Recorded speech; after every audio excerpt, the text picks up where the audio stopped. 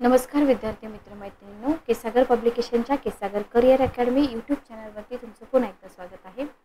राज्यसेवा पूर्वपरीक्षा आणि संयुक्त पूर्वपरीक्षा दोन्ही परीक्षा जरी आपल्या पोस्टपोन झाल्या असल्या तरी आपल्याला आपली प्रिपरेशन जी आहे ती पोस्टपोन नाही करायची आहे. तर टेस्ट सिरीज आपण पोलीस भरतीसाठी देखील चालू केलेली आहे. संयुक्त पूर्व राज्यसेवेसाठी देखील आपले लेक्चर चालू आहेत. समाज कल्याणसाठी देखील आपले लेक्चर चालू आहेत. ठीक आहे, ओके.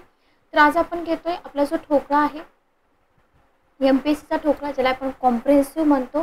29वी संपूर्ण तयारी राज्यसेवा पूर्वपरीक्षा सोबतच तुम्हाला इथं PSI STI ASO साठी सुद्धा 87वी आवृत्ती मिळत आहे. गट ब गट क संयुक्त पूर्वपरीक्षा 80% प्रश्न तुम्हाला याच पुस्तकातून दिसतात. आता सध्या रिव्हिजनसाठी तुम्ही हे जे दोन पुस्तकं आहेत ती दोन पुस्तकं वापरू शकता आणि याच पुस्तकामधून आपण घेत आहोत क्वेश्चन आन्सर सिरीज, जी आयोगाच्याच लेवलची आहे. पुस्तक तुम्ही आपल्या ऑफिशियल वेबसाईटवरून पण मागवू शकता, Amazon फ्लिपकार्टवरून पण मागवू शकता किंवा तुम्ही पुस्तकं बुक हाऊसला जाऊन देखील घेऊ शकता. ओके, चला तर आपण स्टार्ट करूया. हिस्ट्रीचे क्वेश्चन आपण घेतोय. फर्स्ट क्वेश्चन तुमच्यासमोर आहे. पहिला क्वेश्चन बघा. पहिला क्वेश्चन आहे, खाली युरोपातील काही देश आणि 17व्या शतकात त्यांनी स्थापन केलेल्या ज्या व्यापारी संघटना होत्या त्यांची नावं यांच्या जोड्या दिलेल्या आहेत. कोणत्या जोड्या बरोबर आहेत असा क्वेश्चन तुम्हाला विचारलाय. पहिला ऑप्शन आहे France, French East India company. दुसरा आहे Sweden, Swedish East India company. तिसरा आहे Holland, Dutch east India company. तिसरा आहे Britain, the British East India company. बरोबर, आपण जनरली फक्त ईस्ट इंडिया कंपनीबद्दलच वाचतो, बाकीचं आपण वाचत नाही. तर अशा प्रकारचे क्वेश्चन आपल्याला विचारले जाऊ शकतात. आता इथे जर आपण बघितलं तर बघा, France French East India company, Sweden Swedish East India company, Britain the British East India company. हॉलंडसाठीची तुम्हाला इथं डच येईल का बघा, नाही येणार. बरोबर, तर उत्तर काय आहे, फक्त 1, 2 आणि 4.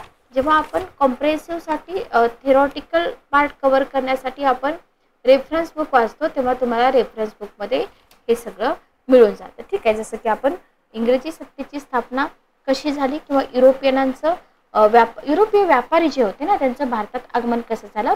युरोपातील जी राष्ट्र होती, लक्षात घ्या, युरोपामध्ये इंग्लंड हे एक राष्ट्र होतं. बरोबर, पोर्तुगाल होते, फ्रान्स होते, हॉलंड होते. या राष्ट्रांनी काय केलं होतं, भारताशी संबंध जोडण्यात विशेष पुढाकार घेतला होता. बरोबर, आणि आपल्याला माहिती की मग 1599 मध्ये काय झालं, व्यापाऱ्यांचा जो एक गट होता इंग्लंडमधला त्यांनी ईस्ट इंडिया कंपनीची स्थापना केली. पुढं एलिझाबेथीनं काय केलं, 1600 मध्ये सनद दिली. त्याच्यानंतर डच जे होते ना, डच यांची युनायटेड ईस्ट इंडिया कंपनी होती. लक्षात घ्या, डच यांची काय होती, युनायटेड ईस्ट इंडिया कंपनी होती. ओके, फ्रान्स आणि स्वीडनच्या फ्रेंच आणि स्वीडिश ईस्ट इंडिया कंपनी होत्या. हे आपल्याला इथं लक्षात ठेवायचे. तर इथं हॉलंड दिलेला आहे, त्याच्यामुळे हा ऑप्शन चुकीचा आहे. आपलं उत्तर आहे चौथा ऑप्शन 1, 2 आणि 4. ठीक आहे, ओके. 2 नंबरचा क्वेश्चन बघा. पोर्तुगाल या युरोपियन देशाने भारताशी सर्वप्रथम व्यापारी संबंध प्रस्थापित केले. ओके, बघा, पोर्तुगाल हा युरोपियन देश आहे ना, त्यानं सर्वप्रथम भारताशी व्यापारी संबंध प्रस्थापित केले. सेकंड क्वेश्चन सेंटेन्स आहे, फ्रान्सिस्को डी अल्मेडा हा भारतातील पोर्तुगीजांच्या वसाहतीचा पहिला व्हाईसरॉय होता. तर उत्तर काय आहे बघा, तुम्हाला विचारलेत अचूक विधाने. राज्यसेवेमध्ये असं कन्फ्युजन होतं, चूक विचारलेत का अचूक विचारलेत का बिनचूक विचारलेत हे आपल्याला माहीत पाहिजे. तर पोर्तुगाल हे जे युरोपियन देश होते ना, त्यांनी काय केलं, पहिल्यांदा भारताशी व्यापारी संबंध प्रस्थापित केले. ठीक आहे, आणि जो फ्रान्सिस्को डी अल्मेडा होता हा पोर्तुगीजांच्या वसाहतीचा काय होता, पहिला व्हाईसरॉय होता. Okay, clear. इंग्रज फ्रेंच असते व्यापारी संबंधामध्ये पोर्तुगीजनं आघाडी मारली होती, जसं की गोवा, दीव दमण, मुंबई, चोल इत्यादी ठिकाणी काय केलं होतं, व्यापारी केंद्र उघडली होती. बरोबर, पण पुढं काय झालं, पुढे इंग्रज आणि फ्रेंच यांच्या तुलनेमध्ये जर आपण बघितलं तर पोर्तुगीज मागं पडलं. डच लोकांनी पण काही आपल्या वकारी सुरू केल्या होत्या, पण त्यांना इंग्रजांनी इतकं त्यांचं आसन मजबूत करता आलं का, नाही करता आलं. तर अशा गोष्टी पण तुम्ही इथं लक्षात ठेवा. ठीक आहे, ओके. नेक्स्ट बघा, फ्रेंच ईस्ट इंडिया कंपनीशी संबंधित खालील विधानांवर विचार करून योग्य पर्याय निवडा. फ्रेंच ईस्ट इंडिया कंपनीची स्थापना इसवी सन 1664 मध्ये झाली. ओके, क्वेश्चन काय आहे बघा, तुम्हाला काय विचारले, फ्रेंच ईस्ट इंडिया कंपनीबद्दल क्वेश्चन आहे. तर ही प्रामुख्याने फ्रान्सच्या सरकारवर अवलंबून होती. पहिलं सेंटेन्स बरोबर आहे का, बरोबर आहे. ठीक आहे. आपल्याला at least French East India company, Swedish East India company, British East India company यांच्या स्थापना दिनांक आपल्याला माहीत पाहिजे. बरोबर. फ्रेंचांनी काय केलं होतं, माहे, पॉंडिचेरी म्हणजे पुदुच्चेरी, कारिकल या ठिकाणी काय केलं होतं, आपल्या वखारी सुरू केल्या होत्या. बरोबर. आणि प्रामुख्याने फ्रान्स सरकारवर अवलंबून होते, म्हणजे दोन्ही विधानं बरोबर आहेत. चौथा क्वेश्चन बघा, भारतात पाऊल ठेवणारा पहिला इंग्रज कोण होता? लॉर्ड क्लाइव्ह होता, वास्को द गामा होता, थॉमस स्टीव्हन्सन होता. भारतामध्ये इंग्रजी सत्तेची स्थापना, प्रबोधनाची चळवळ हा पार्ट आपण स्किप करतो, स्किप करायचा नाही, लक्षात घ्या. तर चौथा क्वेश्चन तुम्हाला विचारलेला आहे, कोण होते? आपल्याला वाटतं वास्को द गामा. भारतामध्ये म्हटलंय, भारतामध्ये जर इंग्रज म्हटलंय थॉमस स्टीव्हन्सन. घाईघाईमध्ये उत्तरं चुकू शकतात, तर घाईघाईमध्ये वाचायचं नाही, थोडंसं केअरफुली वाचायला आपण शिकलं पाहिजे. खालीलपैकी कोणत्या राष्ट्राची भारतीय प्रदेशातील सत्ता सर्वात प्रथम स्थापन झाली आणि शेवटी संपुष्टात आली? 5 नंबरचा क्वेश्चन. हॉलंड, इंग्लंड, फ्रान्स आणि इथं आपण बघितलं की सर्वात आधी कोण आले होते? पोर्तुगाल आले होते. ठीक आहे. ओके. तर भारतामध्ये भारतीय प्रदेशातील सत्ता जी होती, सुरुवात केली होती त्यांनी आणि शेवट पण त्यांचा संपुष्टात आला. ठीक आहे. ओके. तर ते होते पोर्तुगाल. नेक्स्ट बघा, बंगालचा नवाब. असे क्वेश्चन राज्यसेवेला विचारले जातात. बंगालचा नवाब जो होता अलीवर्दी खान याने खालीलपैकी कोणाच्या वखारींना त्यांच्या राज्यात आश्रय दिला होता? इंग्रजांच्या वखारी, फ्रेंचांच्या वखारी, डचांच्या वखारी, पोर्तुगीजांच्या वखारी. ठीक आहे. कोणाच्या वखारींना दिला होता हा क्वेश्चन आहे आपला. तर पुन्हा खाली ऑप्शन दिलेत 1 2 4, 2 3 4, 3 आणि 4, 1 2 3. 6 नंबरचा क्वेश्चन बघा. आता इथं जर आपण बघितलं, आपण इथं बंगालमध्ये इंग्रजी सत्तेची स्थापना बघतो. बरोबर. तुम्ही जर थेरॉटिकल अभ्यास खूप चांगला केला असेल तर तुम्हाला माहिती आहे की आपण पाश्चात्यांचा हिंदुस्थानच्या राजकारणामध्ये हस्तक्षेप वाचतो. ओके. त्याच्यानंतर बंगालमध्ये राजकीय बस्तान बसवण्याच्या दृष्टीने काय चालू होत्या? हालचाली चालू होत्या. मग तिथं काय झालं होतं? 1756 मध्ये काय झालं होतं बघा, अलीवर्दी खान मृत्यू पावला होता. बरोबर. आणि त्याच्या जागी कोण आला होता? सिराज उद्दौला आला होता. हे आपल्याला माहिती आहे. त्याच्यानंतर प्लासीचं युद्ध वगैरे आपण हे वाचलेलं आहे. तर त्याच्यासाठीच हा क्वेश्चन आहे. उत्तर आहे इंग्रज, फ्रेंच आणि डच यांच्या वखारींना आश्रय दिला होता. ठीक आहे. पोर्तुगीजांच्या वखारीला दिला नव्हता. तर आपण बघत होतो बंगालमध्ये इंग्रजी सत्तेची स्थापना. ही जी टाइमलाईन आहे लक्षात ठेवा. 1756 मध्ये अलीवर्दी खान मृत्यू पावला. त्याच्यानंतर कोण आला? त्याच्यानंतर आला सिराज उद्दौला. बरोबर. कोण आला? सिराज उद्दौला. उत्तर काय आहे? सिराज उद्दौला. त्यानं काय केलं बघा, या सिराज उद्दौलानं काय केलं होतं? पुढच्या क्वेश्चनची उत्तरं तुम्हाला मिळतील एक्सप्लेनेशन मधून. इंग्रजांच्या बंगालमधला जो वाढता प्रभाव आहे ना, त्याला पायबंद घालण्याचा प्रयत्न केला होता. त्याच्यामुळे त्याच्यात आणि इंग्रजांमध्ये संघर्ष सुरू होता. ओके. आणि 23 जून 1757 रोजी सिराज उद्दौलानं काय केलं होतं? त्याचं सैन्य आणि इंग्रज सैन्य लढाईसाठी कुठे एकत्र आलं होतं? प्लासी या ठिकाणी एकत्र आलं होतं. बरोबर. आणि प्लासीच्या लढाईमध्ये कोणी? रॉबर्ट क्लाइव्हनं काय केलं होतं? सिराज उद्दौलाचा पराभव केला होता. हेही आपल्याला इथं माहीत असायला हवं. ठीक आहे. ओके. क्लिअर. तर उत्तर आहे क्वेश्चनचं सिराज उद्दौला. बघा 8 नंबरचा क्वेश्चन आहे, सिराज उद्दौला आणि इंग्रज यांच्यामध्ये संघर्ष होण्याची कारणं खालीलपैकी कोणती होती? बादशाह फरुखसिंह याच्याकडून परवाना मिळाल्याने इंग्रजांनी बंगालमध्ये मन मानेल तसा व्यापार सुरू केला. इंग्रजांनी बंगालमध्ये वर्चस्व वाढवण्याचे प्रयत्न सुरू केले. 8 नंबरचा क्वेश्चन आपल्याला विचारलेला आहे, सिराज उद्दौला आणि इंग्रज यांच्यामध्ये का संघर्ष झाला? आत्ताच मी तुम्हाला सांगितलं होतं की का संघर्ष झाला. बरोबर.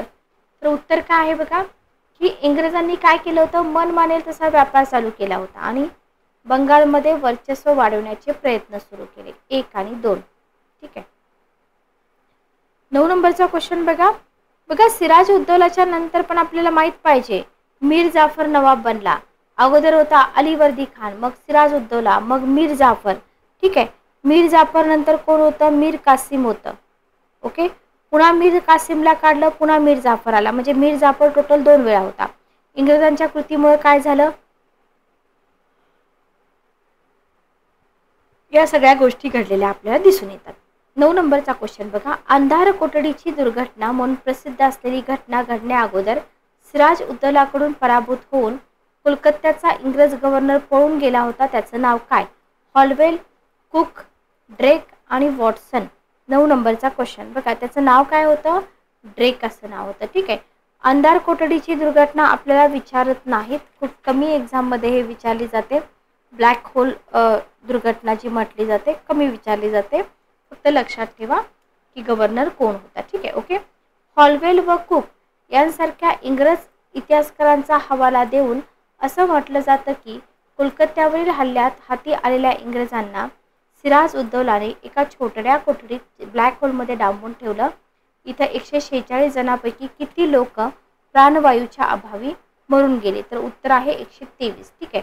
146 पैकी 123 जण मरण पावले. इथं फक्त तुम्हाला हॉलवेल आणि कुक यांची नावं लक्षात ठेवा आणि इथं जे पळून गेलेला गव्हर्नर आहे त्याचंही नाव लक्षात ठेवा. नेक्स्ट क्वेश्चन बघा. ब्लॅक होल किंवा अंधार कोठडी म्हणजे काय? म्हणजे नवाबाने इंग्रजांसाठी तयार केलेले खास तुरुंग, फ्रेंचांचा बंगालमधील तुरुंग, मोगल काळातील पुरातन तुरुंग, कंपनीची मालमत्ता चोरणाऱ्यांसाठी इंग्रज वापरत असलेला तुरुंग. 11 नंबरचा क्वेश्चन उत्तर काय आहे बघा. तर ब्लॅक होल म्हणजे काय माहिती का? ब्लॅक होल म्हणजे कंपनीची मालमत्ता चोरण्यासाठी इंग्रज जो तुरुंग वापरत होते त्याला म्हटलं जातं ब्लॅक होल. Okay, clear. आपल्याला क्वेश्चनवरून तर हेच आन्सर वाटतात पण हे आन्सर आपले नाही. 12 नंबरचा क्वेश्चन बघा. प्लासीच्या लढाईच्या संदर्भात तुम्हाला विधानं दिलेत, याच्यावरती 100% क्वेश्चन विचारला जातो. पहिल्यांदा तर आपल्याला डेट माहीत पाहिजे. 23 जून 1757 लढाईत झालेल्या विजयामुळे भारतामध्ये इंग्रजी राज्याची मुहूर्तमेढ रोवली. ठीक आहे. सिराज उद्दौलाचा पराभव झाला का मीर जाफरचा झाला का मीर कासिमचा झाला? सिराज उद्दौलाच्या विरुद्ध क्लाईव्हने रचलेला जो कट होता त्याच्यामध्ये मीर जाफर, जगत सेठ, राय दुर्लभ सामील होते. प्लासीच्या लढाईतील विजयामुळे कंपनीस 8 लाख पौंड इतकी रक्कम मिळाली. तर हे अगोदर पण आयोगाने विचारले, आता पण विचारलं जाऊ शकतं.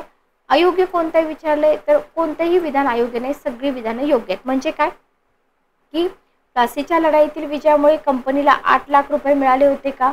8 लाख पौंड मिळाले होते. लक्षात घ्या. सिराज उद्दौला विरुद्ध क्लाईव्हने रचलेला जो कट होता त्या कटामध्ये मीर जाफर, जगत शेठ, राय दुर्लभ सामील होते. लक्षात घ्या. आणि इंग्रजी राज्याची मुहूर्तमेढ रोवली. ओके. 13 नंबरचा क्वेश्चन बघा. डॅश डॅश याने आपली राजधानी मुर्शिदाबादहून मोंगीरला नेली. ठीक आहे. ओके. मुर्शिदाबादहून मोंगीरला नेली. पहिला आहे मीर जाफर, दुसरा आहे सिराज उद्दौला, तिसरा आहे मीर कासिम, चौथा आहे मीर मदन. 13 नंबरचा क्वेश्चन आपल्याला इथं विचारलाय. तर बघा असे क्वेश्चन आयोगाने पूर्वी पण विचारलेले आहेत. मीर जाफर, फक्त इथं कन्फ्युजन काय होईल, तुम्हाला जर टाइमलाईन माहीत नसेल तर कन्फ्युजन होईल. तर जो मीर कासिम होता की नाही, मीर कासिम, तर या मीर कासिमनं काय केलंय, आपली राजधानी मुर्शिदाबादहून मोंगीरला नेली. ठीक आहे. ओके. कंपनीचे नोकर करीत असलेल्या खाजगी व्यापारास प्रतिशह म्हणून डॅश डॅश याने देशीय व्यापाऱ्यांनाही करमुक्त परवाना दिला. करमुक्त व्यापाराचा परवाना दिला. हा क्वेश्चन मल्टिपल टाइम पडलेला आहे. इथं तुम्हाला मुर्शिदाबाद मोंगीर हा पॉईंट लक्षात ठेवा. तर कंपनीचे नोकर करीत असलेला जो खाजगी व्यापार आहे ना, तर त्याच्यासाठी मीर कासिम यानं काय केलं होतं, देशीय व्यापाऱ्यांना सुद्धा करमुक्त व्यापाराचा परवाना दिला होता. Okay, clear. त्याच्यानंतर पुढचा क्वेश्चन आहे बघा. जसं तुम्हाला प्लासीच्या लढाईवरती क्वेश्चन विचारला जातो तसंच तुम्हाला बक्सारच्या लढाईवरती सुद्धा क्वेश्चन विचारले जातात. तर बक्सारची लढाईचं नेतृत्व, डेट लक्षात ठेवा, कोणी केलं होतं, तर जे मेजर मनरो होते ना, तर या मेजर मनरोनं केलं होतं. काय लक्षात ठेवायचं तुम्हाला, बक्सारची लढाई जी आहे तर त्या बक्सारच्या लढाईचं नेतृत्व मेजर मनरो यांनी केलं होतं. ठीक आहे. Okay, clear. नेक्स्ट बघा. बक्सारच्या लढाई संदर्भात खालीलपैकी कोणती विधाने सत्य आहेत? बघा. शुजा उद्दौलाचा पराभव झाला. मोगल बादशाह शाह आलम इंग्रजांना शरण गेला. काय झालं बक्सारच्या लढाईमुळे ते आपल्याला इथं विचारले. उत्तर भारतामध्ये इंग्रजांना आवाहन देऊ शकणारी सत्ता उरली नाही. इंग्रजांचे पाय भारतात पक्के रोवले गेले. मीर कासिमही मारला गेला. त्याच्याकडून पुन्हा प्रतिकार होण्याची शक्यता संपुष्टात आली. ओके. 16 नंबरचा क्वेश्चन उत्तर काय येईल बघा, डी ऑप्शन. तर इथं शुजा उद्दौलाचा पराभव, मोगल बादशाह शरण गेला, उत्तर भारतात त्यांना आव्हान देणारी सत्ता उरली नाही, इंग्रजांचे पाय भारतात पक्के रोवले. ठीक आहे, ओके. आता इथं पुढचा क्वेश्चन तुम्हाला दिलाय, खालीलपैकी कोणती बाब 1765च्या अलाहाबादच्या तहाशी सुसंगत नाहीत. क्वेश्चन विचारले जातात, डेफिनेटली विचारले जातात. तर इथे तुम्हाला अलाहाबादच्या तहाबद्दल क्वेश्चन आहे. बघा, युद्ध खर्च म्हणून शुजा उद्दौलाने इंग्रजांना 50 लाख रुपये द्यावेत असं ठरलं. ठीक आहे, ओके. 26 लाख रुपये वर्षासनाच्या बदल्यात शहा आलमनं इंग्रजांना बंगाल, बिहार, ओडिसा या प्रांताची दिवाणी द्यायचे ठरले. कोरा, अलाहाबाद हे जिल्हे वगळता उर्वरित अयोध्या प्रांतावरील नवाबाचा हक्क मान्य करण्यात आला. चौथा आहे, मोगल साम्राज्यात तैनाती फौज ठेवण्याची तरतूद करण्यात आली. तर इथं युद्ध खर्च बरोबर आहे, दिवाणी बरोबर आहे, अयोध्या प्रांतावरचा हक्क पण बरोबर आहे, पण चौथं जे सेंटेन्स आहे, चौथं सेंटेन्स चुकीचं आहे. ठीक आहे, ओके. तर इथं या तहाशी सुसंगत नव्हतं. तहाशी सुसंगत असणाऱ्या गोष्टी लक्षात ठेवा, कारण का आयोगाकडून क्वेश्चन विचारले जातात. ठीक आहे, ओके. नेक्स्ट बघूया आपण. नेक्स्ट क्वेश्चन बघा 18 नंबरचा. बंगालमध्ये प्रस्थापित करण्यात आलेल्या दुहेरी राज्यव्यवस्थेमुळे लष्करी व आर्थिक सत्तेशिवाय केवळ जबाबदारी अशी नवाबाची अवस्था झाली होती. तर इंग्रज मात्र जबाबदारीशिवाय सत्ता उपभोगू शकत होते. कोणते विधान दुहेरी राज्यसत्तेसंदर्भात या राज्यपद्धतीबाबत चुकीचं आहे? बघा, 18 नंबरचा क्वेश्चन आहे. इथं तुमचं उत्तर आहे पहिला ऑप्शन. इथं लष्करी दिवाणी अधिकार इंग्रजांकडे होते, शांतता सुव्यवस्था बरोबर आहे. हेतू काय होता? बंगालमध्ये नवाबाची सत्ता कायम, बरोबर आहे. दुहेरी राज्यव्यवस्थेमुळे काय झालं? आर्थिक पिळवणूक झाली, बरोबर आहे. जॉर्ज कॉर्नवॉलिस यांनी इंग्लंडच्या हाऊस ऑफ कॉमन्समध्ये या पद्धतीचा गौरव केला, हे चुकीचं आहे. ठीक आहे, ओके. 19 नंबरचा क्वेश्चन बघा. 22 ऑक्टोबर 1764 रोजी बक्सारच्या लढाईत मोगल बादशाह शाह आलम, अयोध्येचा नवाब शुजा उद्दौला, बंगालचा नवाब मीर कासिम यांचा इंग्रजांनी पराभव केला. नेतृत्व कोणी केलं असं विचारलं. 19 नंबरचा क्वेश्चन महत्त्वाचा आहे. क्वेश्चन रॉबर्ट क्लाइव्ह यांनी केलं होतं. टाइम पिरियडवरून हेक्टर मनरो यांनी केलं होतं, हे आपल्याला माहीत आहे. ठीक आहे, ओके. टाइम पिरियडवरून आपण उत्तरं देऊ शकतो. नेक्स्ट बघा, 1772 मध्ये डॅश डॅश याने दुहेरी राज्यव्यवस्था बंद केली. 20 नंबरचा क्वेश्चन कोणी बंद केली? वॉरन हेस्टिंग यांनी बंद केली. ठीक आहे, ओके. तर हा होता 20 क्वेश्चनचा आपला पार्ट फर्स्ट. पार्ट सेकंड पण लवकरच अपलोड होईल. थँक्यू. नमस्कार विद्यार्थी मित्रमैत्रिणींनो, केसागर पब्लिकेशनच्या केसागर करिअर अकॅडमी यूट्यूब चॅनलवरती तुमचं पुन्हा एकदा स्वागत आहे. राज्यसेवा पूर्वपरीक्षा आणि संयुक्त पूर्वपरीक्षा एक्झाम जरी पोस्टपोन झाल्या असल्या तरीसुद्धा आपल्याला आपला अभ्यास जो आहे तो पोस्टपोन नाही करायचा आहे. याच्यासाठी आपण इथे लेक्चर सिरीज स्टार्ट केलेली आहे.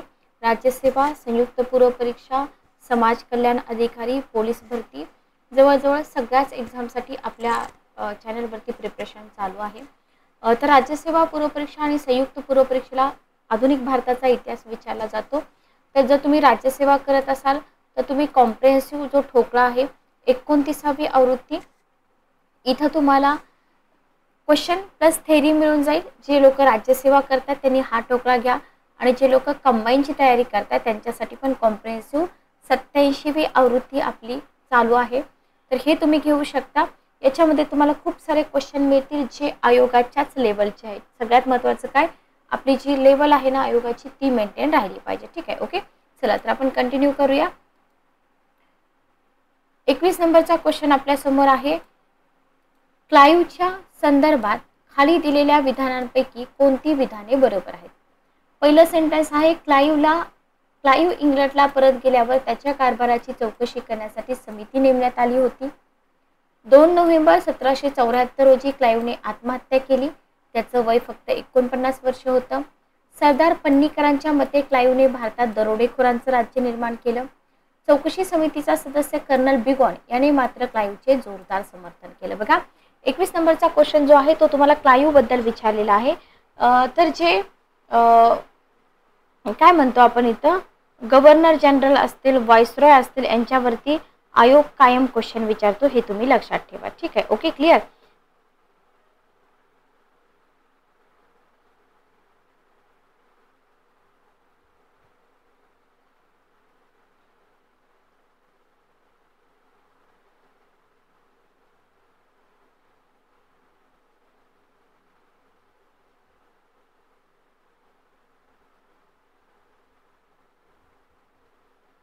एकच मिनिट थांबा.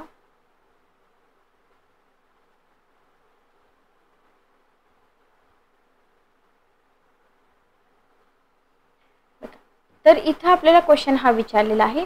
आता इथं आपण क्लाईव्हचा टाइम पिरियड आपल्याला माहित पाहिजे. सगळ्यात महत्त्वाचं म्हणजे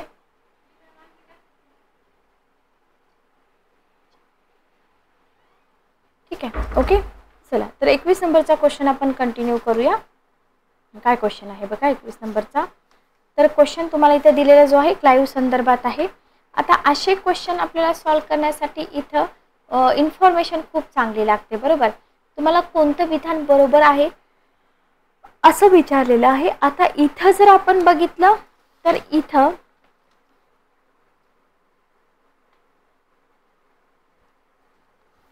आपलं उत्तर येईल चौथा ऑप्शन. बरोबर, 1, 2 आणि 3. ठीक आहे. ओके, 1, 2 आणि 3. तर इथं चौकशीसाठी समिती नेमण्यात आली होती. त्यानं आत्महत्या केली. त्याचं वय 49 वर्ष होतं. पन्नीकरांच्या मते क्लाईव्हने भारतात दरोडेखोरांचं राज्य निर्माण केलं. ठीक आहे. चौथं जे विधान आहे ते चौथं विधान इथं आपल्याला चुकीचं दिसून येतं. म्हणजे उत्तर आपलं काय आलं 1, 2 आणि 3. ओके, तर गव्हर्नर जनरल आणि व्हॉइसरॉय करायला विसरू नका. नेक्स्ट क्वेश्चन आहे 1773च्या रेग्युलेटिंग ऍक्ट किंवा नियामक कायद्यानुसार हे जे कायदे आहेत ना, म्हणजे स्वातंत्र्याच्या आधीचे 4 कायदे आणि स्वातंत्र्याच्या नंतरचे 4 कायदे,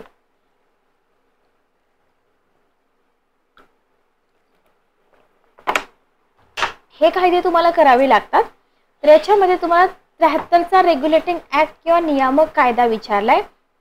काय दिलंय बघा, बंगालच्या गव्हर्नरला गव्हर्नर जनरलचा दर्जा मिळाला आणि वॉरन हेस्टिंग भारताचा पहिला गव्हर्नर जनरल झाला. ठीक आहे. ओके, सेकंड आहे कोलकात्यात सर्वोच्च न्यायालयाची स्थापना करण्यात आली. तिसरं सेंटेन्स आहे कंपनीचे सगळे अधिकार ब्रिटिश पार्लमेंटकडे सुपूर्द करण्यात आले. चौथं आहे कंपनीच्या कारभारावर ब्रिटिश पार्लमेंटचे अंशतः नियंत्रण झाले. ठीक आहे. ओके, बघा उत्तर काय राहील, उत्तर आहे तिसरा ऑप्शन. ओके, तर इथं कंपनीचे सगळे अधिकार जे आहेत ना ब्रिटिश पार्लमेंटकडे सुपूर्द करण्यात आलं. आता इथे जे ऑप्शन तुम्हाला दिलेत ना, तर इथं तुम्हाला मॉर्ले मिंटो असेल, मॉन्टेग्यू चेम्सफोर्ड असेल किंवा स्वातंत्र्याचा कायदा असेल, हे सगळेच कायदे तुम्हाला व्यवस्थित करून ठेवायचे आहेत, कारण कुठे ना कुठे ते तुम्हाला विचारले जाणार आहेत. ठीक आहे. Okay, clear. चला नेक्स्ट क्वेश्चन बघा. 23 नंबरचा क्वेश्चन आहे कलकत्ता गॅझेट किंवा बंगाल गॅझेट ही वृत्तपत्रे कोणाच्या कारकिर्दीत सुरू झाली. वृत्तपत्रे, वाहतूक, दळणवळण याच्यावरती आयोगाचा कायम क्वेश्चन असतो. लक्षात घ्या, कंबाईनलाही असतो, राज्यसेवेलाही असतो. तर इथे तुम्हाला कलकत्ता गॅझेट आणि बंगाल गॅझेट विचारले. Warren Hasting, Lord Cornwallis, Lord Wellesley. चौथा ऑप्शन आहे सर जॉन शोर. ठीक आहे. 23 नंबरचा क्वेश्चन आहे तुम्हाला विचारलेला इथं. तर बघा, कलकत्ता गॅझेट आणि बंगाल गॅझेट ही वृत्तपत्र वॉरन हेस्टिंगच्या कारकिर्दीत सुरू झाली. अशी भरपूर वृत्तपत्र आहेत. तुम्हाला आंबेडकर साहेबांच्या काळातली वृत्तपत्र विचारतील, त्याच्यानंतर तुम्हाला राजा राममोहन राय यांची विचारतील, रमाबाई रानडे असतील, ॲनी बेझंट असतील, गांधीजी असतील, चिपळूणकर असतील, परांजपे असतील, बरेच सारे समाजसुधारक आहेत की ज्यांचे वृत्तपत्र आपल्याला विचारली जातात. ठीक आहे. Okay, clear. तर इथं टाइमलाईन लक्षात ठेवणं फार इम्पॉर्टंट आहे. नेक्स्ट क्वेश्चन आहे लॉर्ड कॉर्नवॉलिसच्या संदर्भात कोणती विधाने अचूक आहेत. पहिलं सेंटेन्स आहे त्याने हिंदुस्थानात कायमधारा पद्धतीची सुरुवात केली. बरोबर. दुसरं सेंटेन्स आहे त्याच्या काळापासून गव्हर्नर जनरल हा उमराव घराण्यातील असावा ही प्रथा सुरू झाली. ओके. तिसरं सेंटेन्स आहे त्याने कायदे संहिता तयार केली, तिला कॉर्नवॉलिस संहिता असं म्हणत. चौथं सेंटेन्स आहे त्याने कोलकाता येथे सर्वोच्च न्यायालयाची स्थापना केली. ओके. 24 नंबरचा क्वेश्चन तुम्हाला विचारलाय. तर इथं बघा कॉर्नवॉलिस बद्दल क्वेश्चन आहे. बरोबर. तर इथं आपलं उत्तर कायमधारा पद्धतीची सुरुवात त्यानं केली का, नाही केली. लक्षात घ्या, कायमधारा पद्धतीची सुरुवात कोणी केली मला कमेंट बॉक्समध्ये सांगा. इथं आपलं उत्तर आहे 2 आणि 3. तर त्याच्या काळापासून गव्हर्नर जनरल हा उमराव घराण्यातील असावा ही प्रथा सुरू झाली आणि त्याने कायदे संहिता तयार केली आणि तिला कॉर्नवॉलिस संहिता असं म्हटलं. ठीक आहे. ओके. तर हे इथं आपल्याला लक्षात ठेवा. आता इथं तुम्हाला जी कायमधारा पद्धती हा ऑप्शन आलेला आहे ना, तर लक्षात घ्या कायमधारा जमीन महसुलीच्या ह्या ज्या पद्धती आहेत ना, तर या पद्धतीवरती क्वेश्चन विचारला जातो. ठीक आहे. कायमधारा पद्धती. तर कॉर्नवॉलिस बंगालचे गव्हर्नर जनरल होते ना, तेव्हा 1793 मध्ये ही पद्धती सुरू झाली होती, बरोबर. ओके, पण सुरुवात कोणी केली होती ते आपल्याला इथं विचारलेलं आहे, लक्षात घ्या. अशा प्रकारे हा जो क्वेश्चन आहे थोडासा ट्विस्ट करून विचारल्यासारखं वाटतो, म्हणजे इथं आपण थोड्याशा सिली मिस्टेक करू शकतो, म्हणजे होऊ शकतात आपल्याकडून. Okay, clear. चला नेक्स्ट क्वेश्चन, एकच मिनिट थांबा. बरोबर, चला पुढचा क्वेश्चन घ्या. खालील विवरणावरून व्यक्ती ओळखा, असंच तुम्हाला समाजसुधारकांवरती पण क्वेश्चन येतो. त्याने इसवी सन 1829 मध्ये सतीच्या चालीस बंदी घालणारा कायदा संमत केला. ठगांचा पूर्ण बंदोबस्त केला. 1835 मध्ये कलकत्त्याला मेडिकल कॉलेज सुरू केले. पहिला ऑप्शन आहे विल्यम बेंटिंग, राजा राममोहन राय. आता राजा राममोहन रायने सतीचा कायदा चालू केला होता, पण ठगाचा बंदोबस्त केला का? नाही. पण त्यांनी कायदा संमत केला का? नाही, त्यांनी सपोर्ट केला होता, बरोबर. मनरो येईल का? नाही येणार उत्तर, बरोबर. उत्तर काय येईल? Lord William Bentinck. तर विल्यम बेंटिंग यांनी काय केलं होतं? 1829 मध्ये सतीच्या चालीला बंदी घालणारा कायदा संमत केला, ठगांचा पूर्ण बंदोबस्त केला. 1835 मध्ये कलकत्त्याला मेडिकल कॉलेज सुरू केलं. ठीक आहे, ओके, लक्षात ठेवा. 26 नंबरचा क्वेश्चन बघा. यांच्याच कारकिर्दीत भारतात सरकारी कार्यालयांना रविवारी सुट्टी देण्याची प्रथा सुरू झाली. लॉर्ड बेंटिंग, लॉर्ड हार्डिंग्स पहिला, लॉर्ड एलनबरो, लॉर्ड कॉर्नवॉलिस. 26 नंबरचा क्वेश्चन, उत्तर काय येईल बघा? Lord Bentinck. ठीक आहे, ओके. 27 नंबरचा क्वेश्चन आहे, उत्तर येईल लॉर्ड बेंटिंग. तर दत्तक वारसा नामंजूर करून, आता ही जी संस्थानं आहेत ना, ही संस्थानं सुद्धा तुम्हाला विचारली जातात. फॉर एक्झाम्पल, सुरुवातीला कोणतं संस्थान खालसा केलं, तर तुम्ही पुस्तकामध्ये तुम्हाला हे कंटेंट मिळून जाईल. दत्तक वारस नामंजूर. आपले हिस्ट्रीसाठी भरपूर पुस्तकं आहेत.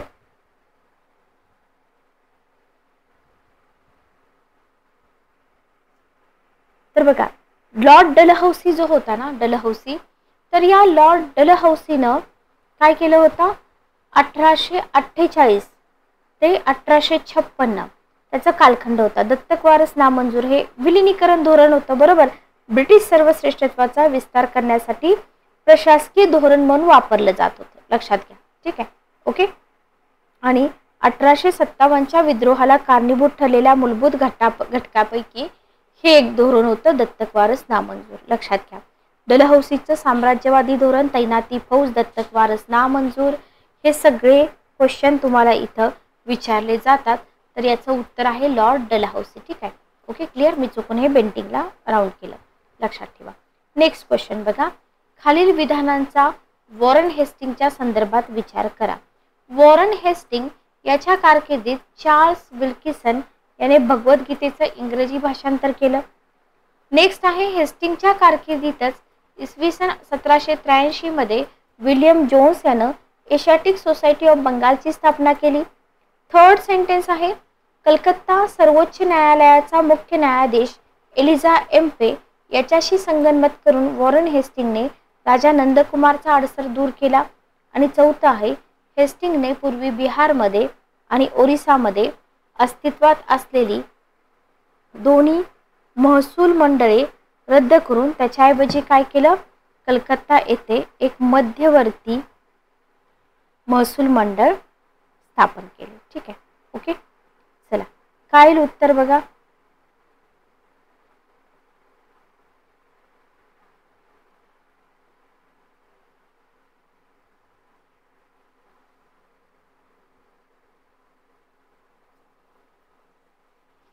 अठ्ठावीस नंबरचा क्वेश्चन बघा. उत्तर आहे बी ऑप्शन, बरोबर. 1, 2 आणि 3.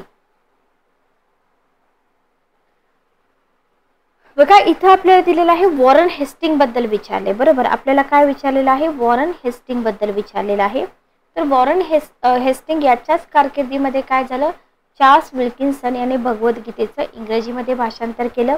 हेस्टिंगच्या कारकिर्दीतच 1783 मध्ये विल्यम जोन्स याने काय केलं? एशियाटिक सोसायटी ऑफ बंगालची स्थापना केली.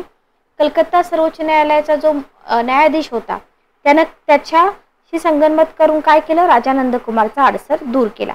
आता चौथं जे आहे ना, ही महसूल मंडळे वगैरे रद्द केलेली नाहीयेत, त्याच्यामुळं चौथं सेंटेन्स आपल्याला इथं चुकीचं दिसून येते. ठीक आहे, ओके, क्लिअर. नेक्स्ट बघा. बंडखोरांकडे कसलीही राजकीय दूरदृष्टी किंवा भविष्याविषयी सुस्पष्ट योजना कार्यक्रम नव्हता.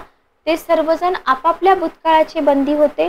हिरावून घेण्यात आलेले आपले खास अधिकार परत मिळवणे हाच त्यांचा एकमेव हेतू होता आणि त्यासाठीच ते लढले.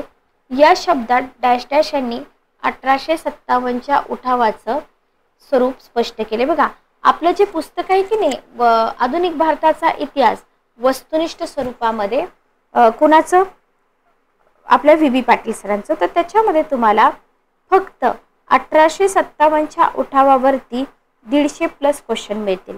याच्यामध्ये हे जे उद्गार आहेत ना, जवळजवळ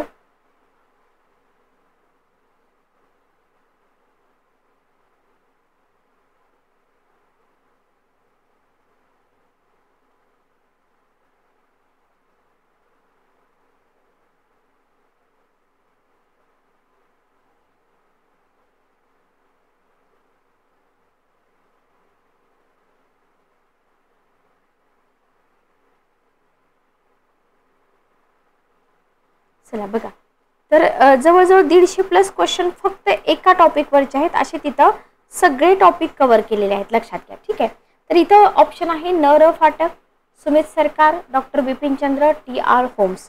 29 नंबरचा क्वेश्चन. उत्तर काय आहे बघा, उत्तर आहे डॉक्टर बिपिनचंद्र. ठीक आहे, उत्तर काय आहे, डॉक्टर बिपिनचंद्र. 30 नंबरचा क्वेश्चन बघा, काडतुसांना लावलेली गायींची आणि डुकरांची चरबी हे 1857च्या उठावाचं तत्कालीन कारण होतं. ही चरबी लावलेली काडतुसे त्यावेळी नव्याने आलेल्या डॅश डॅश या नावाच्या बंदुकीत वापरली जात. ब्रूट्स, एनफिल्ड, व्हिक्टोरिया आणि लॉर्ड्स. ठीक आहे, उत्तर काय आहे, ब्रूट्स, एनफिल्ड, व्हिक्टोरिया आणि लॉर्ड्स. 30 नंबरचा क्वेश्चन आहे, उत्तर काय असेल बघा, उत्तर आहे बी ऑप्शन, एनफिल्ड. ठीक आहे, ओके. हा उठाव अयशस्वी झाला असला तरी नंतर यशस्वी ठरलेल्या स्वातंत्र्य चळवळीस याच उठावातून प्रेरणा मिळाली हे नाकारता येणार नाही. या शब्दात डॅश डॅश यांनी 1857च्या उठावाचं मूल्यमापन केलंय असं इथं आपल्याला दिलेलं आहे. ठीक आहे, ओके, क्लिअर. बघा, उत्तर काय येईल,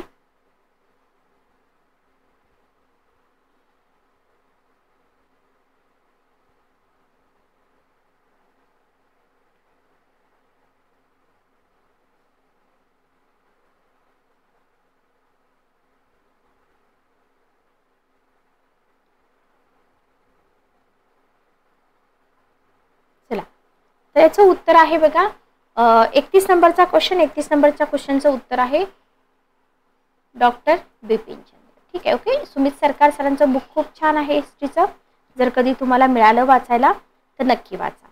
32 नंबरचा क्वेश्चन आहे, खालील विवरणावरून व्यक्ती ओळखा. त्याने देशी वृत्तपत्र कायदा रद्द करून मुद्रण स्वातंत्र्याचा पुरस्कार केला. त्याने स्थानिक स्वराज्य संस्थांचा कायदा संमत केला म्हणून त्याला स्थानिक स्वराज्य संस्थांचा जनक असं म्हणतात. त्याने भारतीय न्यायाधीशांना युरोपीय आरोपींचे खटले चालवण्याचा अधिकार देणारं इल्बर्ट विधेयक मांडलं. चौथं सेंटेन्स आहे, हा भारतीयांना आपलासा वाटणारा परकीय प्रशासक होता. याच्या इतका लोकप्रिय प्रशासक इंग्रज राजवटीत आणि त्याच्यापूर्वी आणि नंतरही झाला नाही. Lord Canning, Lord Dufferin, Lord Bentinck आणि लॉर्ड रिपन. 32 नंबरचा क्वेश्चन, उत्तर काय आहे बघा, देशी वृत्तपत्र कायदा, याच्यावरून आपल्याला उत्तर येतं किंवा लोकप्रिय म्हणतो आपण, तर ते आहेत लॉर्ड रिपन. यांच्याशिवाय दुसरे कुठले लोकप्रिय आहेत, अजिबात नाही, लक्षात घ्या. ठीक आहे, ओके, क्लिअर. नेक्स्ट बघा, राष्ट्रीय सभेच्या स्थापनेपूर्वी खालीलपैकी कोणत्या कारणामुळे भारतात सर्वाधिक वंश विद्वेष निर्माण झाला. पहिला ऑप्शन आहे इल्बर्ट विधेयकासंदर्भात विवाद. दुसरा ऑप्शन आहे नागरी सेवा प्रवेशाकरता वयोमर्यादा कमी करणे. तिसरा आहे 1878चा शस्त्र अधिनियम. चौथा आहे व्हर्नॅक्युलर प्रेस ऍक्ट. तर इथे तुम्हाला राष्ट्रीय सभेच्या स्थापनेपूर्वी म्हटलंय असं कोणतं रिझन होतं की ज्याच्यामुळे सर्वाधिक वंशभेद झालेला इथं दिसून येतं. तर उत्तर काय आहे बघा, इल्बर्ट विधेयकासंदर्भात विवाद. म्हणजे इल्बर्ट विधेयक हे INCच्या आधी आलं होतं, हे तुम्हाला इथे लक्षात ठेवायचं आहे, बरोबर. आता इल्बर्ट विधेयक काय होतं हे तुम्ही पुस्तकामध्ये वाचू शकता.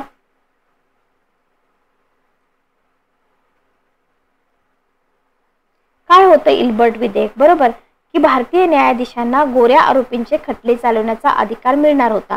पण हे विधेयक संमत झालं का? नाही झालं, लक्षात ठेवा. ठीक आहे, ओके, क्लिअर. तर 33 नंबरचा क्वेश्चन उत्तर आहे पहिला ऑप्शन. लॉर्ड लिटनने स्थापन केलेली statutory civil service dash dash या व्हाईसरॉयने बंद केली. लॉर्ड डफरिन, लॉर्ड रिपन, लान्सडाऊन आणि लॉर्ड कर्जन. तर लिटनने स्थापन केलेली ही जी सर्व्हिस आहे हे कोणी बंद केली असं म्हटलंय? 34 नंबरचा क्वेश्चन उत्तर आहे लान्सडाऊन. ओके, उत्तर काय आहे? लान्सडाऊन. 35 नंबरचा क्वेश्चन बघा. 1813च्या चार्टर ऍक्ट संदर्भात काय खरं नाही? 1793च्या संधीचं नूतनीकरण, ब्रिटिशांच्या साम्राज्यवादी धोरणाला पायबंद, कंपनीचा भारतीय व्यापारावरील एकाधिकार नष्ट केला, भारतात शिक्षणासाठी वार्षिक 1,00,000 रुपयांची तरतूद केली. 35 नंबरचा क्वेश्चन. ठीक आहे, ओके, बरोबर. तर बघा 1813चा जो चार्टर ऍक्ट आहे ना, त्या चार्टर ऍक्टमध्ये हे असलं काही नव्हतं की साम्राज्यवादी धोरणाला पायबंद बसला. बरोबर. बाकी हे 1793च्या सनदेचं नूतनीकरण बरोबर आहे. कंपनीचा भारतीय व्यापारावरील एकाधिकार नष्ट केला हेही बरोबर आहे. भारतात शिक्षणासाठी वार्षिक 1,00,000 रुपयांची तरतूद केली हेही बरोबर आहे. ठीक आहे, फक्त एक विधान जे आहे ते एक विधान इथं चुकीचं आहे. 36 नंबरचा क्वेश्चन बघा. पुण्याच्या चाफेकर बंधूंनी रँड नावाच्या जुलमी प्लेग कमिशनरची 22 जून 1897 रोजी हत्या केली. त्यावेळी डॅश डॅश हा भारताचा व्हाईसरॉय होता. कोण होतं? डेट बघा, टाइम पिरियड बघा. लॉर्ड एल्गिन दुसरा, लॉर्ड डफरिन, लॉर्ड लान्सडाऊन आणि लॉर्ड कर्जन. 36 नंबरचा क्वेश्चन उत्तर काय आहे बघा? उत्तर आहे पहिला ऑप्शन, लॉर्ड एल्गिन दुसरा. ठीक आहे, ओके. 37 नंबरचा क्वेश्चन बघा. लोकमान्य टिळकांनी डॅश डॅश या व्हाईसरॉयची तुलना मोगल कारकिर्दीतील औरंगजेबशी केली आहे. Lord Lytton, Lord Minto, Lord Hardinge, Lord Curzon. हा क्वेश्चन बऱ्याच एक्झाम मध्ये विचारलेला आहे. उत्तर काय आहे बघा? उत्तर आहे लॉर्ड कर्जन. तर लॉर्ड कर्जनची तुलना जी आहे ना मोगल कारकिर्दीतील औरंगजेबाशी केलेली होती. लॉर्ड कर्जनच्या काळात हे कायदे संमत केले गेले. कलकत्ता महापालिका कायदा, भारतीय चलन कायदा, विस्फोटक पदार्थ कायदा, वृत्तपत्र कायदा, विद्यापीठ कायदा. 38 नंबरचा क्वेश्चन काय येईल उत्तर बघा? उत्तर आहे बी ऑप्शन. कर्जनच्या काळामध्ये. आता हे कायदे कधी संमत झाले मला कमेंट बॉक्समध्ये सांगा.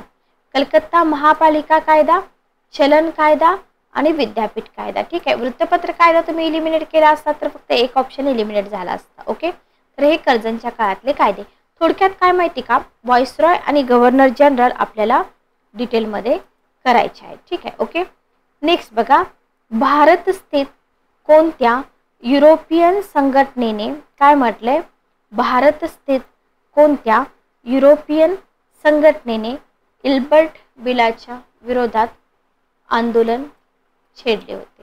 European Defence Association, Indo British Association, anti Ilbert bill league, European rights front. ठीक आहे, ओके, फ्रंट. 39 नंबरचा क्वेश्चन उत्तर आहे पहिला ऑप्शन, इल्बर्ट बिल जे आहे ना तर हे युरोपियन डिफेन्स असोसिएशन. लक्षात ठेवा. 40 नंबरचा क्वेश्चन बघा. 40 नंबरचा क्वेश्चन आहे राजा राममोहन राय यांच्याविषयी. तर राजा राममोहन राय यांच्याविषयी कोणती विधाने अचूक आहेत? पहिलं सेंटेन्स आहे 20 ऑगस्ट. बघा, समाज सुधारक, त्यांच्या संस्था, त्यांची वृत्तपत्र, त्यांचं जीवन, त्यांचं जे काही आहे त्यांचं फॅमिली बॅकग्राऊंड सगळं आपल्याला करायचं आहे. तर 20 ऑगस्ट 1828 रोजी ब्राह्मो समाजाची स्थापना केली. सती प्रथेला धर्माचं अधिष्ठान नसल्याचं त्यांनी दाखवून दिलं. तरुणपणी त्यांनी संस्कृत वाङ्मयाचे वाराणसी येथे तर अरबी फारसी वाङ्मयाचे पटना येथे अध्ययन केले. फक्त 1 आणि 2, फक्त 2 आणि 3 कोणतेही नाही. 1, 2 आणि 3 तिन्ही. ठीक आहे, ओके. 40 नंबरचा क्वेश्चन उत्तर काय आहे? डी ऑप्शन, 1, 2 आणि 3 तिन्ही येईल. तर इथं ब्राह्मो समाजाची स्थापना, धर्माचं अधिष्ठान नाही, वाराणसी येथे अरबी फारसी वाङ्मयाचं पटना या ठिकाणी अध्ययन केलं. ठीक आहे. चुकीचं विधान ओळखा. गोपाळ हरी देशमुख यांनी शतपत्रातून अंधश्रद्धा, विषमता, अनिष्ट रूढींवर टीका केली. दुसरं सेंटेन्स आहे चुकीचं विचारले. हिंदुस्थानातील राजकीय लेखन देवनागरी लिपीतून असावे असं सगळ्यात आधी प्रतिपादन केलं. विष्णुशास्त्री पंडित यांनी विधवांच्या पुनर्विवाहाच्या प्रचारासाठी 52 मध्ये गुजराती, बघा इथं तुम्हाला गुजराती चेक करायचं आहे, 52 चेक करायचं आहे, सत्यार्थ प्रकाश आणि विष्णुशास्त्री पंडित. तर एवढे सगळे फॅक्ट्स आपल्याला चेक करावे लागतात. राज्यसभेला असेच क्वेश्चन असतात. 1809 मध्ये राजा राममोहन राय यांनी गिफ्ट टू मोनोथेइस्ट हा अरबी भाषेतील महान ग्रंथ लिहिला. उत्तर आहे ड ऑप्शन. ड ऑप्शन चुकीचं आहे, कारण गिफ्ट टू मोनोथेइस्ट हा जो ग्रंथ आहे हा त्यांनी लिहिलेला नाही, लक्षात घ्या. ठीक आहे, ओके. बाकी सगळे जे पॉइंट्स आहेत हे सगळे बरोबर आहेत. 42 नंबरचा क्वेश्चन बघा. 42 नंबरचा क्वेश्चन तुमच्या समोर आहे की 1864 मध्ये काय विचारलंय बघा तुम्हाला. 1864 मध्ये पुण्यामध्ये पहिला पुनर्विवाह घडवून आणण्यात आला. कोणी घडवला? न्यायमूर्ती रानडे, आत्माराम पांडुरंग, विष्णुशास्त्री पंडित, महात्मा ज्योतिबा फुले. 42 नंबरचा क्वेश्चन आहे, उत्तर आहे महात्मा ज्योतिबा फुले. ठीक आहे, ओके. तर यांनी काय केलं होतं? पहिला पुनर्विवाह घडवून आणला होता, लक्षात ठेवा. बाकी इथं तुम्हाला न्यायमूर्ती रानडे असतील, आत्माराम पांडुरंग असतील, विष्णुशास्त्री पंडित असतील, प्रत्येक पर्सनवरती क्वेश्चन विचारले जातात. ठीक आहे, ओके, क्लिअर. खाली काही धार्मिक सामाजिक संघटना आणि त्यांचे संस्थापक याच्या जोड्या दिल्या आहेत. यापैकी कोणत्या जोड्या चुकीच्या आहेत? पहिला ऑप्शन आहे केशवचंद्र सेन, साधारण ब्राह्मो समाज, देवेंद्रनाथ टागोर, आदि ब्राह्मो समाज, दादोबा पांडुरंग, परमहंस सभा, लोकमान्य टिळक, डेक्कन सभा. ओके. 1 आणि 4, 2 आणि 3, 1 आणि 2 आणि 2 आणि 4 असे तुम्हाला जोड्या लावामध्ये अ गट ब गट देऊन पण विचारलं जाऊ शकतं. तर 43 नंबरचा क्वेश्चन उत्तर बघा. इथं तुम्हाला चुकीच्या जोड्या विचारलेत. तर साधारण ब्राह्मो समाज जो होता ना, साधारण ब्राह्मो समाज जेव्हा स्प्लिट झाला राजा राममोहन रायांच्या मृत्यूनंतर, तर हा आहे 1866 ची स्थापना. संस्थापक शिवनाथ शास्त्री आणि आनंदमोहन बोस. इथं तुम्हाला केशवचंद्र सेन दिले, त्याच्यामुळे हे चुकलं. तर इथं हा ऑप्शन जातो, हा ऑप्शन जातो. 1 आणि 4, 1 आणि 2. पण आदि ब्राह्मो समाज जो आहे तो मात्र बरोबर आहे, देवेंद्रनाथ टागोर. त्याच्यामुळे उत्तर आहे 1 आणि 4. आता राहिला प्रश्न डेक्कन सभेचा. डेक्कन सभेबद्दल पण तुम्हाला थोडीशी माहिती पाहिजे. बघा, डेक्कन सभेची स्थापना कोणी केली होती? विष्णुशास्त्री चिपळूणकर, बाळ गंगाधर टिळक, बरोबर. त्याच्यानंतर अजून काय म्हणू शकतो आपण? गोपाळ गणेश आगरकर, महादेव बल्लाळ नामजोशी यांनी. Okay, clear. चला पुढचा क्वेश्चन आपण घेऊया. खालील विधाने विचारात घ्या. दादोबा पांडुरंग तरखडकर मानव धर्म सभेचे संस्थापक होते, बरोबर आहे का? बघा, ब्राह्मो समाजात विलिनीकरण करण्यापूर्वी देवेंद्रनाथ टागोर हे तत्वबोधिनी सभा या सभेचे समाजाचे कार्य करीत होते. हेनरी विवियन डेरोझिओ या अँग्लो इंडियन तरुणाने इसवी सन 1820 मध्ये प्रिस्पेक्ट्स ऑफ जीसस हा ग्रंथ लिहिला. चौथा आहे दर्पण सुरू करण्यामागे मनुष्य प्राण्याची मने झाकवणाऱ्या अज्ञानाचे व चुकीच्या समजुतींचे मळब दूर करणे आणि त्याच्यावरती प्रकाश पाडणे हा प्रमुख उद्देश होता. वरीलपैकी कोणती विधाने सत्य आहेत, असा क्वेश्चन तुम्हाला विचारलाय. 44 नंबरचा क्वेश्चन बघा. इथे जर आपण बघितलं तर मानव धर्म सभेचे संस्थापक होते का? होते. त्याच्यामुळे हा ऑप्शन आणि हा ऑप्शन इलिमिनेट होतो. एक तर वरील सर्व किंवा 1, 2, 4. तर इथं ब्राह्मो समाजात विलिनीकरण करण्यापूर्वी तत्वबोधिनी सभेचे कार्य करीत होते, पण तत्वबोधिनी सभेला ब्राह्मो समाजामध्ये त्यांनी मर्ज केलं नाही, लक्षात घ्या. हे चुकीचं आहे.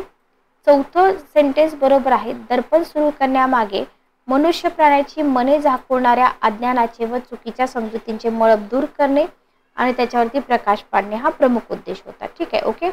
डॅश डॅश यांनी वासुदेव बळवंत फडके यांची वकीलपत्र घेतले होते. गणेश वासुदेव जोशी. वासुदेव बळवंत फडक्यांवरती पूर्वी फार क्वेश्चन येत होते, आता येत नाहीत. काय येत नाहीत तेही सांगते. आता तुम्हाला कंटेंट जे आहे ना विचारण्यासारखं आयोगाकडे भरपूर आहे, लक्षात घ्या. नवीन नवीन पुस्तकं मार्केटमध्ये येत आहेत किंवा आपल्याच पब्लिकेशननं जी पुस्तकं UPSC साठी वापरली जातात ना, तर त्या पुस्तकाचा सुद्धा अनुवाद आपल्या पब्लिकेशननं केलेला आहे. त्याच्यामुळं तुम्हाला इथं या गोष्टी काय करायच्या आहेत, लक्षात ठेवायच्या आहेत. ठीक आहे, ओके. महात्मा. ओके, 45 नंबरचा क्वेश्चन उत्तर काय आहे? अ ऑप्शन, गणेश वासुदेव जोशी. महात्मा ज्योतिबा फुले खालीलपैकी कोणता ग्रंथ मरणोत्तर प्रकाशित झाला? हाही क्वेश्चन कॉमन आहे. यांचे सगळे ग्रंथ लक्षात ठेवा. कोणते ग्रंथ मरणोत्तर प्रकाशित झालेत हेही तुम्ही लक्षात ठेवा. सार्वजनिक सत्यधर्म, गुलामगिरी, तृतीय रत्न, ब्राह्मणांचे कसब, शेतकऱ्याचा आडूस. 46 नंबरचा क्वेश्चन उत्तर आहे डी ऑप्शन. ठीक आहे. फक्त सार्वजनिक सत्यधर्म जो आहे ना तो ग्रंथ मरणोत्तर प्रकाशित झालेला आहे. हे इथं आपल्याला काय करायचं आहे, लक्षात ठेवायचं आहे. Okay, clear. चला, तर इथं आपले टोटल 46 क्वेश्चन कंप्लीट होतात. पुढचा पार्टही आपण कंटिन्यू करणार आहोत. भेटूया नेक्स्ट पार्टमध्ये. Good day, take care. चला, तर आपण बघत होतो हिस्ट्रीचे क्वेश्चन. आपण कुठंपर्यंत आलो होतो बघा. ओके, 46 क्वेश्चन आपण बघितले. 47 नंबरचा क्वेश्चन आपण बघूया. पहिला क्वेश्चन आहे, खालीलपैकी कोणता ग्रंथ लोकमान्य टिळकांनी लिहिलेला आहे किंवा आहे तसं विचारलंय. जसं आपल्याला महात्मा फुल्यांचे ग्रंथ विचारले तसं लोकमान्य टिळकांचे विचारलेत.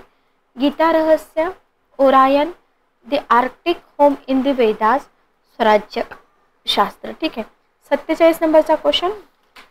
500+ क्वेश्चन आहेत बघा. जितके पॉसिबल होतील तेवढे आपण घेऊया. तर गीता रहस्य त्यांचा ग्रंथ आहे. ओरायन पण त्यांचा आहे. The Arctic home in the Vedas हाही त्यांचा आहे. पण स्वराज्य शास्त्र हा जो आहे ना हा टिळकांनी लिहिलेला ग्रंथ नाही. ठीक आहे. ओके, उत्तर आहे फक्त 1, 2 आणि 3. नेक्स्ट क्वेश्चन बघा. तुम्हाला काय केलेलं आहे, सामाजिक संस्था बघा. जेवढ्या सामाजिक संस्था इथं येत आहेत क्वेश्चनमध्ये तेवढ्या सगळ्या सामाजिक संस्थांचा अभ्यास करून ठेवा. तर सामाजिक संस्था आणि त्यांचे संस्थापक त्यांच्या जोड्या दिलेत. चुकीची जोडी तुम्हाला ओळखायला सांगितले. ठीक आहे. सत्यशोधक समाज, महात्मा ज्योतिबा फुले, परमहंस सभा, दादोबा पांडुरंग, भारत सेवक समाज, गोपाळकृष्ण गोखले, मानव धर्म सभा, राजा राममोहन राय.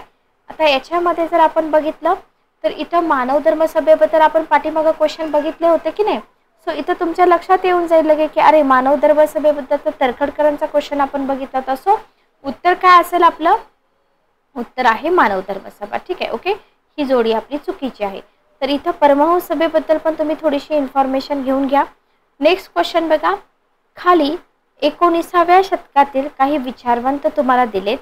त्यांनी चालवलेली वृत्तपत्रे आणि मुखपत्रे यांच्या जोड्या दिलेल्या आहेत. चुकीची जोडी ओळखा. पहिला ऑप्शन आहे दिग्दर्शन मासिक, बाळशास्त्री जांभेकर. दुसरा आहे सुधारक, गोपाळ गणेश आगरकर. चौथा आहे प्रभाकर, भाऊ महाजन. तिसरा आहे प्रभाकर चौथा आहे निबंधमाला, लोकहितवादी. ठीक आहे. ओके, 49 नंबरचा क्वेश्चन बघा. इथं उत्तर काय असेल बघा, चौथा ऑप्शन निबंधमाला. निबंधमाला हे जे वृत्तपत्र आहे हे वृत्तपत्र लोकहितवादी यांनी लिहिलेलं नाही. ठीक आहे. उत्तर काय असेल बघा मग, निबंधमाला. निबंधमालेवरती क्वेश्चन आलेला आहे लक्षात घ्या. निबंधमालावरती विष्णुशास्त्री चिपळूणकर, विष्णुशास्त्री पंडित, विष्णुशास्त्री चिपळूणकर, विष्णुबुवा ब्रह्मचारी यांच्यावरती कायम क्वेश्चन विचारले जातात. तर हा जो ऑप्शन आहे हा ऑप्शन आहे चुकीचा.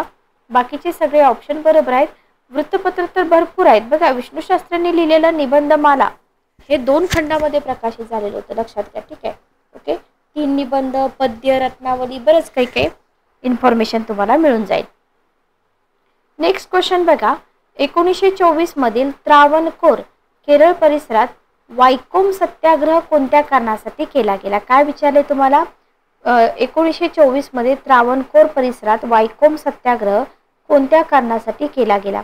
पहिला ऑप्शन आहे तथाकथित कनिष्ठ जातीच्या हिंदूंना मंदिरामध्ये प्रवेश मिळण्याकरिता. दुसरा आहे जमीनदारांच्या पिळवणुकीविरुद्ध. तिसरा आहे वृत्तपत्रीय स्वातंत्र्यावरील बंधने झिडकारण्यासाठी. चौथा आहे त्रावणकोर संस्थानाचा कारभार लोकशाही पद्धतीने व्हावा याच्यासाठी. ठीक आहे. ओके, वायकोम सत्याग्रह कधी झाला होता, पहिला मुद्दा लक्षात ठेवा 1924. दुसरा मुद्दा कुठं झाला होता, कारण हेच क्वेश्चन छोटे छोटे बनतात.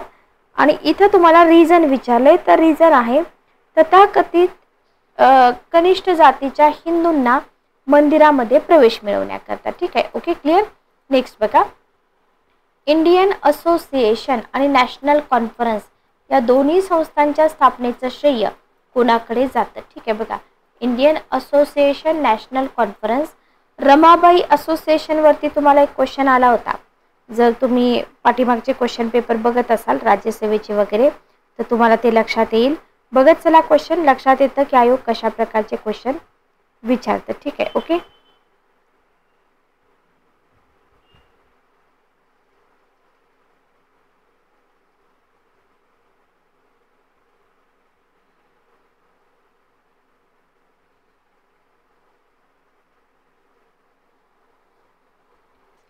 बघा, उत्तर आहे 51 नंबरचा क्वेश्चन जो आहे ना, तर त्या 51 नंबरच्या क्वेश्चनचं उत्तर काय आहे बघा, 1 आणि 2. श्री शिशिर कुमार बोस येईल का? नाही येणार उत्तर इथं. शिशिर कुमार बोस हे आपलं उत्तर नाही. ठीक आहे, ओके.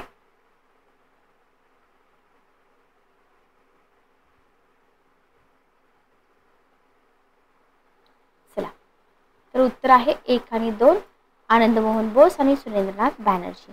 नेक्स्ट क्वेश्चन बघा. नेक्स्ट क्वेश्चन तुम्हाला इथं दिलेला आहे की ह्यूम हे जन्माने डॅश डॅश होते. ज्यू होते, स्कॉटिश होते, ब्रिटिश होते का जर्मन होते?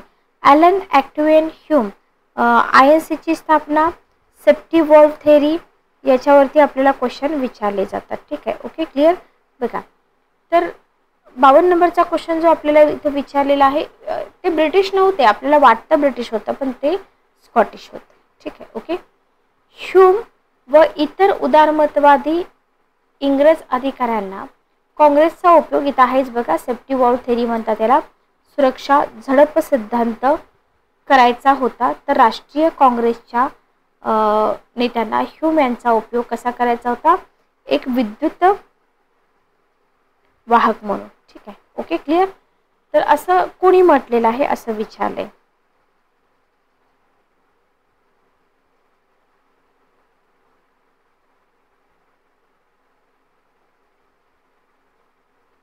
बघा, VA स्मिथ, सुमित सरकार, डॉक्टर बिपिन चंद्र आणि AC मुजुमदार. 53 नंबरचा क्वेश्चन, उत्तर काय आहे बघा, डॉक्टर बिपिन चंद्र. बरोबर, उत्तर येईल doctor Bipin Chandra. Next question बघा.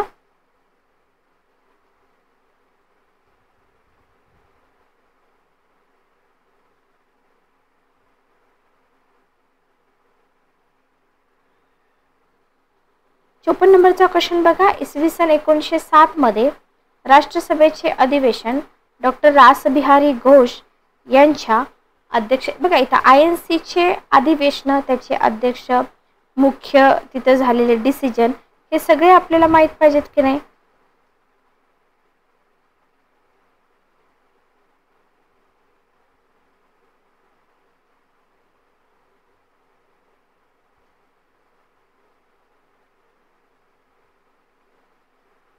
बघा, पुढे दिलेलं आहे, सुरतच्या काँग्रेस अधिवेशनात फूट पडल्यामुळे काँग्रेसचं नेतृत्व मवाळ गटाकडे गेलं. बरोबर, मवाळ गट, जहाल गट दोन्ही आपल्याला इथं व्यवस्थित करायचं आहे. त्याचे मेंबर्स आपल्याला करायचे आहेत. नेक्स्ट बघा की दादाभाई नौरोजी यांनी 3 वेळा राष्ट्रसभेचे अध्यक्ष, INCचे अध्यक्ष, फिमेल अध्यक्ष, त्याच्यानंतर तुम्हाला परदेशी अध्यक्ष असतील, महिला असतील, पारशी असतील, मुस्लिम असतील, असे विचारले जातात. रमेशचंद्र बॅनर्जी हे भारतीय राष्ट्रसभेच्या पहिल्या अधिवेशनाचे अध्यक्ष होते, किंवा पहिलं अधिवेशन कुठं झालं, दुसरं अधिवेशन कुठं झालं, अशा प्रकारचे क्वेश्चन आपल्याला विचारले जातात. ठीक आहे, ओके, क्लिअर. चला, नेक्स्ट बघा. आता इथे तुम्हाला असत्य विधानं विचारलेत. आपल्याला खूप साऱ्या गोष्टी व्यवस्थित क्लिअर करायच्यात की सत्य विचारलंय का असत्य विचारलंय. आपण काय करतो, घाईमध्ये आपले क्वेश्चन जे आहेत ना, माहीत असून पण उत्तरं चुकतात. तर इथं असत्य विचारलंय, फक्त तिसरं सेंटेन्स बघा. इथं पण बघा, ऑप्शन नंबर ब आहे पण सेंटेन्स तिसरा आहे. ओके, अशा प्रकारे. तर 54 नंबरचा क्वेश्चन उत्तर आहे बी. तर इथं तुम्हाला दादाभाई नौरोजी 3 वेळा मान मिळालाय का नाही, किंवा इथला डेट चुकले ते मला कमेंट बॉक्समध्ये सांगा. बाकी मवाळ गटाकडे नेतृत्व, पहिले अध्यक्ष कोण होते, दुसरे कोण होते, महिला अध्यक्ष कोण होत्या, हे सगळं आपल्याला माहीत असायला हवं. ठीक आहे, ओके. 55 नंबरचा क्वेश्चन बघा. क्वेश्चन आहे, मानव जातीसाठी एक धर्म, एक जात, एक परमेश्वर, हे जे स्लोगन आहे किंवा ही प्रसिद्ध घोषणा आहे, ही कोणाची आहे? श्री नारायण गुरु, EV रामासामी नायकर, राजा राममोहन राय, श्री अरबिंदो. 55 नंबरचा क्वेश्चन तुम्हाला विचारलेला आहे की मानव जातीसाठी एक धर्म एक जात एक परमेश्वर ही प्रसिद्ध घोषणा कोणाची आहे? तर ही घोषणा आहे, इथं आपल्याला फक्त राजा राममोहन राय माहीत असतात. रामासामी नायकर, अरबिंदो, श्रीनारायण गुरु सगळ्यांबद्दलची इन्फॉर्मेशन काढून घ्या. उत्तर आहे एक धर्म एक जात एक परमेश्वर. ठीक आहे, ओके.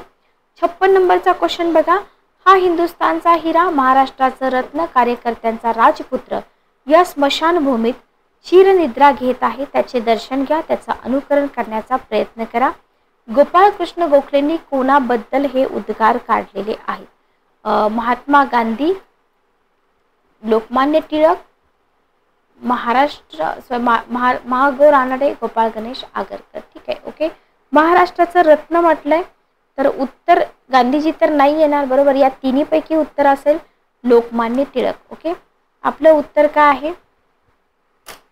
आपलं उत्तर आहे लोकमान्य टिळक. ठीक आहे. 57 नंबरचा क्वेश्चन बघा. 1916 मध्ये राष्ट्रीय सभेच्या लखनौ अधिवेशनात मुस्लिम लीग व राष्ट्रीय सभा यांच्यात समझोता घडून आला. राष्ट्रीय सभेच्या लखनौ अधिवेशनाचे अध्यक्ष कोण होते? 57 नंबरचा क्वेश्चन, बरोबर.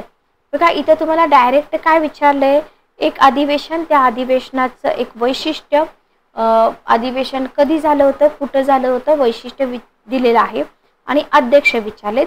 अध्यक्ष होते बाबू अंबिकाचरण मुजुमदार. ठीक आहे, ओके. खालील विवरणावरून व्यक्ती ओळखा. 1938 मध्ये गुजरातमधील हरिपुरा येथे भरलेल्या काँग्रेसच्या अधिवेशनाचे अध्यक्ष.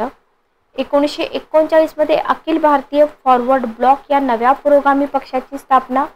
1939 मध्ये त्रिपुरी येथे भरलेल्या काँग्रेस अधिवेशनाचे अध्यक्ष महात्मा गांधींचा विरोध असतानाही निवडून आले होते. ठीक आहे, कोण होते असे पर्सन? सिंपल आहे, साधा सिंपल क्वेश्चन आहे. 58 नंबरचा सुभाषचंद्र बोस, बरोबर. आपण इथं बघतो की गांधीजींचा विरोध असताना पण निवडून आले म्हणजे कोण? सुभाषचंद्र बोस. नेक्स्ट क्वेश्चन बघा. खाली तुम्हाला घटना दिलेत म्हणजे इथं तुम्हाला जो आपला काय म्हणतो टाइमलाईन जी आहे ना हिस्ट्रीची ती तुम्हाला इथं महत्त्वाची आहे. व्हाईसरॉयची ऑगस्ट घोषणा, क्रिप्स योजना, आझाद हिंद सेना, भारत छोडो घोषणा. ठीक आहे, ओके. तर या घटना कालानुक्रमे लावा असं तुम्हाला म्हटलेलं आहे. आता इथं जर बघितलं तर इथं सगळ्या डेट तुम्हाला माहीत पाहिजेत. पहिली गोष्ट तर तुम्हाला इथं सगळ्या डेट माहीत पाहिजेत. ऑगस्ट घोषणा, क्रिप्स योजना, त्याच्यानंतर भारत छोडो आणि त्याच्यानंतर आझाद हिंद सेना, बरोबर. हा आहे आपला प्रॉपर सिक्वेन्स. याच्यामध्ये ज्या डेट आहेत त्या या डेट तुम्ही पुस्तकामध्ये मेन्शन करून घ्या. जेव्हा तुम्ही ठोकळा वाचायला घेता ना तेव्हा या सगळ्या ज्या डेट आहेत ना या तुम्ही इथं मेन्शन करून घेतल्या पाहिजेत. ठीक आहे, ओके.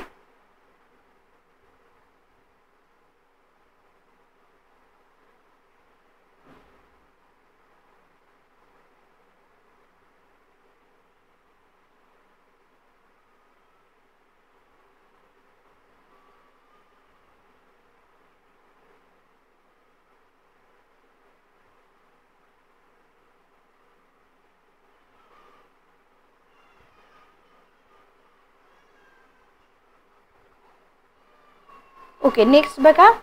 नेक्स्ट क्वेश्चन आपण बघूया. या अधिवेशनामध्ये राष्ट्रसभा व मुस्लिम लीग यांच्यामध्ये समझोता घडून आला. पाठीमागे आपण बघितलेला आहे. 16चं लखनौ अधिवेशन, 17चं कोलकाता अधिवेशन, 5चं बनारस अधिवेशन, 6चं कोलकाता अधिवेशन. काय येईल उत्तर बघा. पहिला ऑप्शन 1916चं लखनौ अधिवेशन, बरोबर. 62 नंबरचा क्वेश्चन, पहिला ऑप्शन. ॲनी बेझंट यांनी सुरू केलेली वृत्तपत्रे कोणती होती बघा. ॲनी बेझंट यांनी सुरू केलेली वृत्तपत्रे याच्यावरती ऑलरेडी आयोगाने क्वेश्चन विचारला होता. 63 नंबरचा क्वेश्चन, बी ऑप्शन, बरोबर. इथं त्यांनी न्यू इंडिया आणि कॉमनवेल्थ यंग इंडिया कोणाचं होतं? महात्मा गांधीजींचं होतं. हेही आपल्याला इथं व्यवस्थित लक्षात ठेवायचं आहे. ठीक आहे, ओके, क्लिअर. कॉमनवेल्थ कोणाचं होतं मला कमेंट बॉक्समध्ये सांगा. 26 मार्च 1902 रोजी डॅश यांनी केलेल्या अंदाजपत्रकावरील भाषणाने त्यांची हिंदुस्थानचा श्रेष्ठ संसदपटू अशी ख्याती सर्वदूर पसरली. फिरोजशाह मेहता, दिनशा वाच्छा, गोपाळकृष्ण गोखले, दादाभाई नौरोजी हे 2 ऑप्शन इलिमिनेट होतात. 2 ऑप्शन पैकीच तुमचं उत्तर असणार आहे. कन्फ्यूज होऊ नका. उत्तर येईल गोपाळकृष्ण गोखले.